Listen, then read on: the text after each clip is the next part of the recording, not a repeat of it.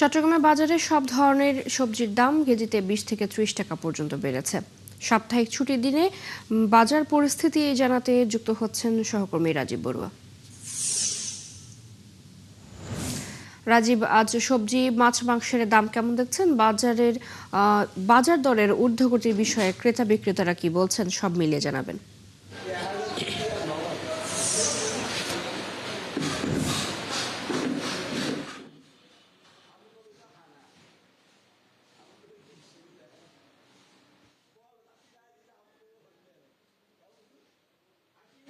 জ্যোতি, শুভ সকাল।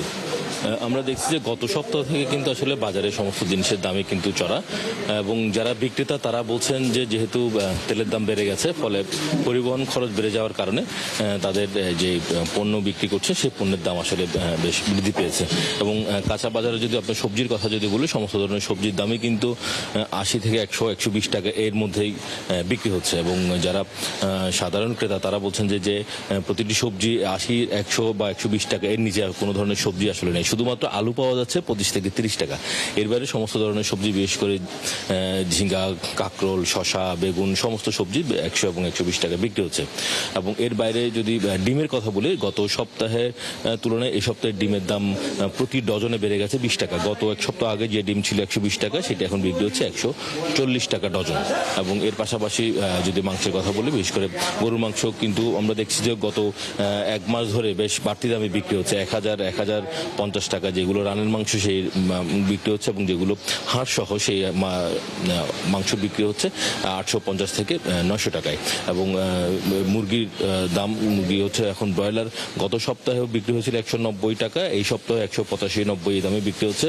তবে সোনালী মুরগির দাম কিছুটা কমলেও কিন্তু আসলে সেটা বাড়তি। গত সপ্তাহে সোনালী মুরগি বিক্রি হয়েছিল 400 থেকে 410 টাকায়, সেই সোনালী মুরগি আজকে বিক্রি হচ্ছে 370 থেকে 380 টাকায়।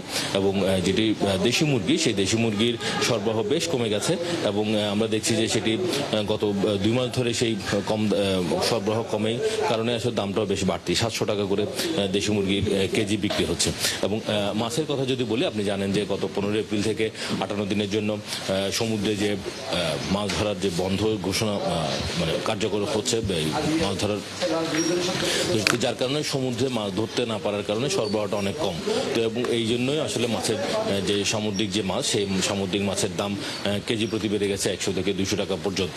এবং তার পাশাপাশি আমরা দেখছি যে মিঠা পানির যে মাছগুলো, সেই মিঠা পানির মাছের দাম আসলে বাড়তি। এবং যারা বিক্রেতা তারা মূলত একটি কথাই বলছে যে যেহেতু এই মাছগুলো আসে চট্টগ্রামের চকরিয়া বা খুলনা অঞ্চল থেকে, ফলে পরিবহন খরচ যেহেতু বেড়ে গেছে, ফলে মাছের দাম আসলে তারা বাড়তি। তবে ক্রেতারা বলছেন যে এই যে সামনে কোরবানির ঈদ আসছে, ফলে ঈদকে সামনে রেখে বাজারের সমস্ত পণ্যের দাম যেন নিয়ন্ত্রণে থাকে, সেই জন্য জেলা প্রশাসন বা ভোক্তা অধিকার তাদের সহযোগিতা চেয়েছেন। এবং তারা বলছেন যে আসলে নিয়মিত একটা মনিটরিং দরকার। নিয়মিত মনিটরিং হলে পরে তাহলে দাম কিছুটা নিয়ন্ত্রণে থাকবে। চৈতি।